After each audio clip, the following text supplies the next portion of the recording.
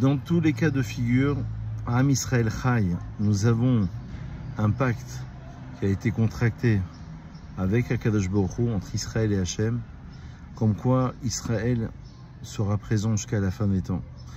Et tous les rabbinim ont appelé, en Eretz Israël en particulier, à une grande émouna, renforcer sa foi, renforcer la sniout pour les femmes, renforcer des mitzvot, comme le Shabbat, comme la Kashrut, des Tehilim, évidemment, et de ne pas tomber dans la peur, dans la crainte, dans les inquiétudes, au contraire, d'être renforcé au maximum, et de se dire que c'est vrai que quand dans la Gemara, il est énoncé dans Sanhedrin à la page 98 que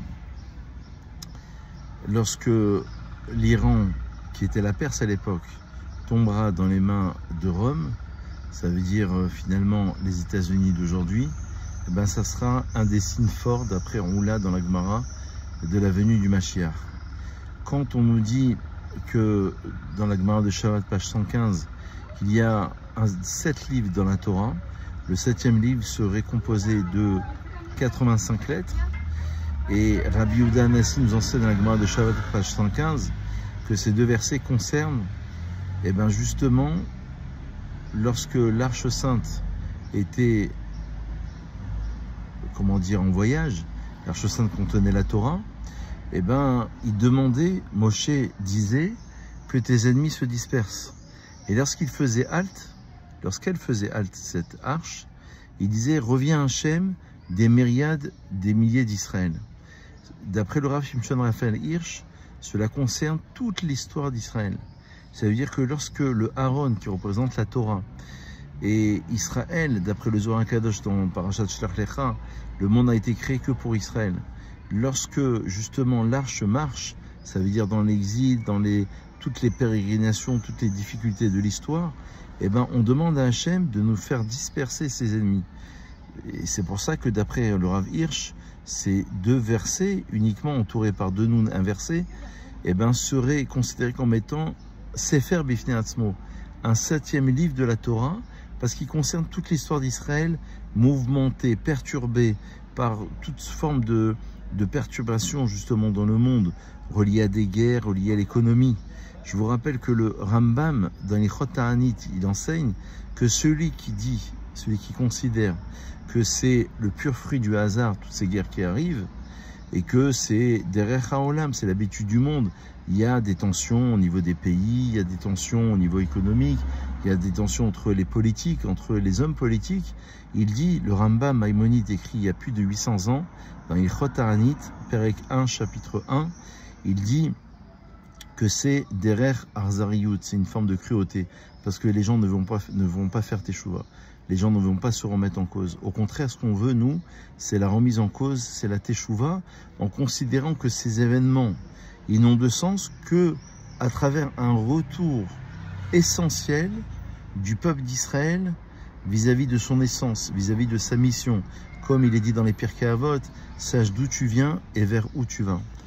Dans la paracha qu'on a lu de Be'alotecha, Dieu dit à Moshe, Aselecha shetecha soserot kesef, fais pour toi, Rashi nous dit, de ce qui t'appartient, Michelcha, 2 trompettes d'argent qui servaient soit pour rassembler les Mikra Haïda, pour rassembler le peuple, soit pour faire voyager les campements d'Israël lorsqu'ils devaient voyager.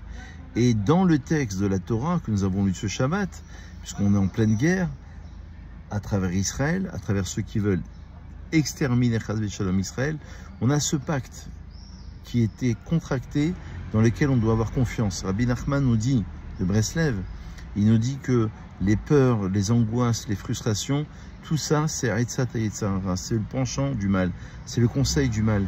Le Yetzirah, le penchant du mal, c'est le même esprit sous diverses formes, où le Satan ou le Malach HaMavet, c'est exactement la même force d'esprit. Donc, d'après Rabbi Nachman de Breslev, c'est de ne pas tomber dans la peur, parce que justement, cela pourrait nous entraîner dans un découragement, et ben dans un manque de confiance de sa propre personnalité, de nos objectifs d'un point de vue individuel comme collectif. Et donc dans la Torah que nous venons de lire, il est enseigné, lorsque les ennemis viendront à tes portes pour te secouer, Alassar Asorer Etrem, le tsar, l'oppresseur, c'est évidemment Haman, relié à la Perse, relié à Purim, puisque lorsqu'on parle de Haman dans la Megillah, on dit Ish Sar Veoyev Haman Arar Azé. Le tsar dont on parle, Tzadik Eresh, l'oppresseur, c'est essentiellement Haman, qui est en considération, en corrélation avec évidemment la Perse de l'époque, c'est-à-dire l'Iran d'aujourd'hui. Et donc, Vareotem Imenon, dit le Rambam, on doit sonner les trompettes. Pourquoi sonner les trompettes? Parce que justement, la trompette, elle vient réveiller l'homme. Elle vient réveiller l'homme de sa torpeur, de ses actions. Hachem, il n'attend que cela. C'est le retour d'Israël vers ses origines. Et Baruch Hashem, depuis le 7 octobre, il y a eu énormément de retours, énormément de gens qui sont revenus à la Torah, même si tout n'est pas encore parfait, même s'il y a encore des réglages à faire. Il y a énormément de prise de conscience, d'actions positives, des lectures des Télim, des gens qui prennent sur eux, des femmes, la Sniout, le Shabbat, Tosefet Shabbat, rajouter quelques minutes dans l'entrée de Shabbat, la sortie de Shabbat, dans le respect du Shabbat, dans des halachot qu'on ne faisait pas forcément auparavant.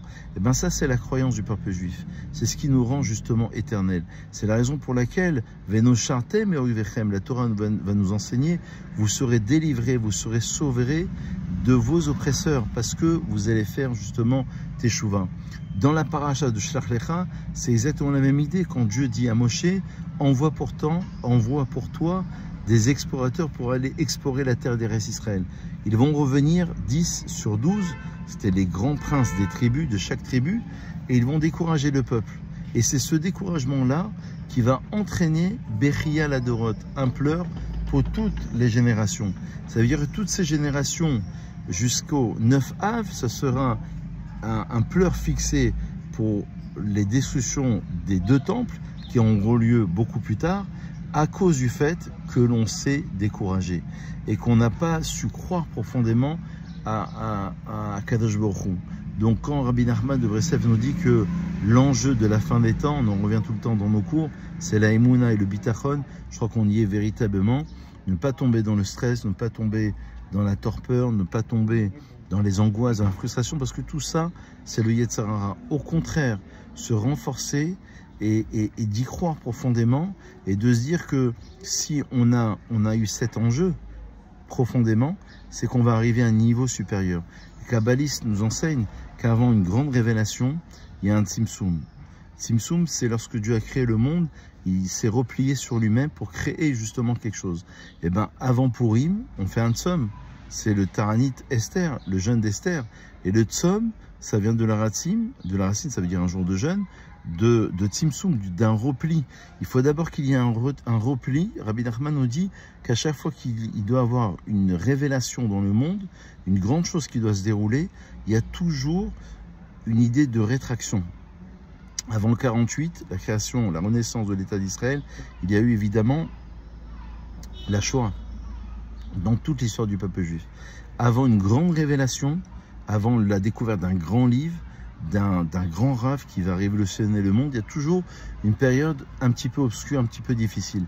Alors on est comme dans les avions, dans des turbulences, on est dans des inquiétudes, on est dans des périodes parfois de doute, mais au contraire, il ne faut pas douter, il faut se renforcer, il faut avancer. Et comme nous enseignent ici les maîtres, c'est qu'à travers cela qu'on arrivera à retrouver l'essence même de notre mission, évidemment l'espoir de la rédemption. À très vite, bon courage à tous. Évidemment, cette vidéo, elle est en corrélation avec les événements actuels et évidemment, c'est une prière absolue pour tous nos soldats qui combattent pour Eretz Israël, la liberté pour les otages et évidemment la protection pour tout le Ham Israël.